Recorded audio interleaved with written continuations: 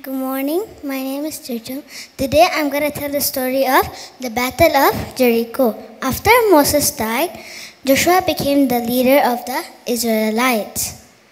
God led them into the promised land and into a city named Jericho. The city was protected by high walls, but still two spies were able to go into the city. After the king heard about this, the king told his soldiers to capture the men. The soldiers went. The spies went to Rahab's house. Rahab hid the spies on her roof. Just then, the spies came and asked, "Where are the spies?"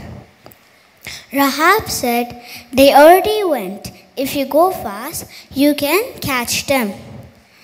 The soldiers ran away to catch the spies. After that, the spies said, "Thank you for helping us," to Rahab. "Next time when I come, I will save you and your family."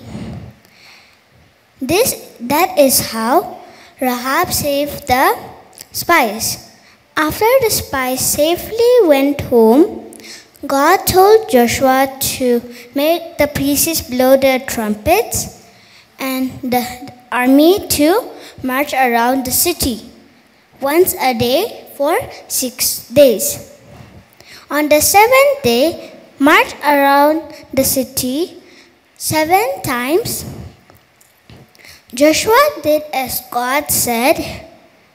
The priests blew their trumpets. The soldiers shouted as loud as they could. They went marching around the city. The high walls of Jericho came tumbling down. The Israelite army went rushing and took over the city. As the spies promised, Rahab and her family was safe.